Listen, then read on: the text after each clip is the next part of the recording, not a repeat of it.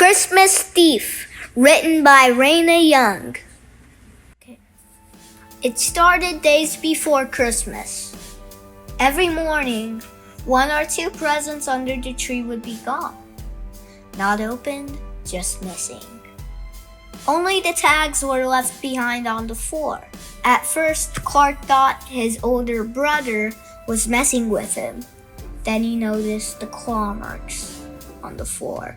Long, thin scratches leading away from the tree towards the fireplace. That night, he stayed awake, hiding behind the couch. His parents had gone to bed. The house was silent, except for the ticking clock and the wind pressing against the windows. The tree glowed in the dark, its lights blinking like little eyes. Clark waited. Around midnight, the air went cold enough for his breath to fog. The lights on the tree flickered once, twice, and went out. Something moved in the shadows beneath the branches. It was small at first, a hunched shape, twitching and whispering to itself.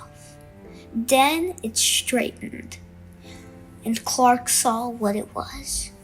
The creature was wrapped in torn gift paper.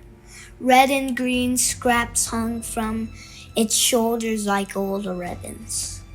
Its face was as pale as snow, its eyes black and shiny as ornaments, and its grin stretched far too wide.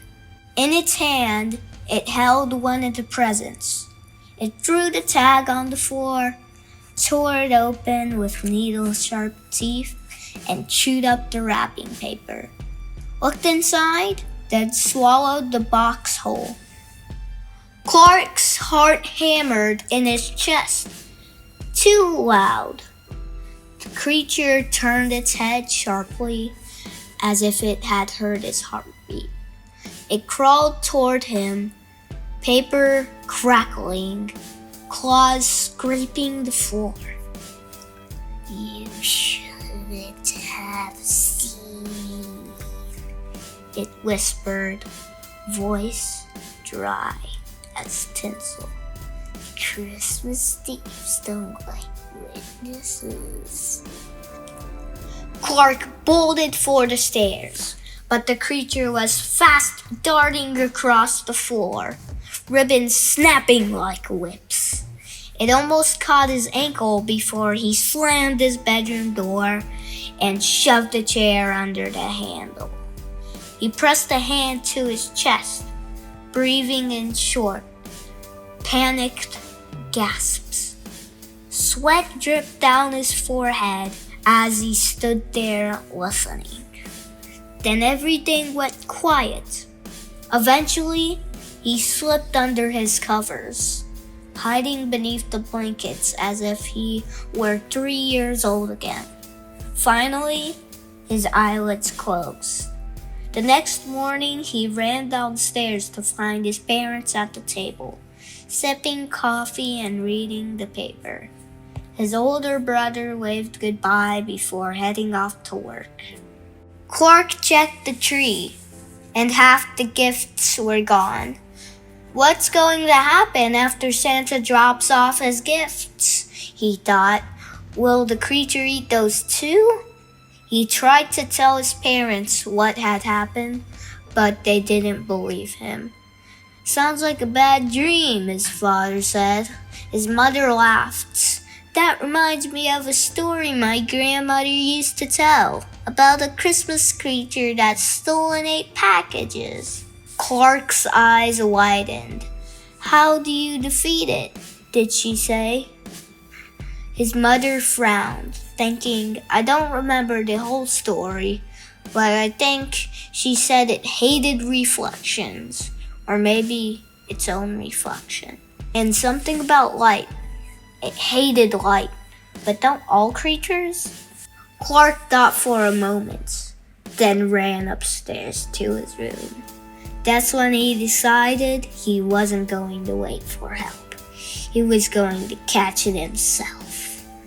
That night, he stayed up again, this time armed with a flashlight, a net from his bug collecting kit in case, and the thing the creature seemed to love most, a box wrapped in shiny wrapping paper. Inside the box, he placed one thing he hoped would be the solution: a mirror. Midnight came. The house fell still. The fireplace hissed, and the creature crawled out of the dark again, ribbons fluttering. It reached for the decoy gift, claws clicking. Clark waited until it tore the paper, and with one long fingernail, sliced open the tape in the center of the box. Then Clark flipped on the flashlight. The beam hit the creature square in the face. It shrieked, its skin blistering under the light. Then it looked down and saw the mirror inside the box. The creature screamed, a sound like every ornament in the world shattering at once, and tried to flee, but its ribbons caught fire, and its shape began to unravel. Clark watched as it tore apart into shreds of paper and vanished up the chimney in a gust of cold air. For a moment, there was nothing but silence. Then, thump! Clark turned toward the tree. One by one, wrapped boxes began to reappear beneath the branches, shimmering their ribbons and paper perfectly restored. Clark stood there, watching the magic right before his eyes. By morning, the tree was full again, brighter than ever. And every year after that, he made sure to leave one thing under the tree, a box with a mirror in it, just in case the Christmas thief ever came back.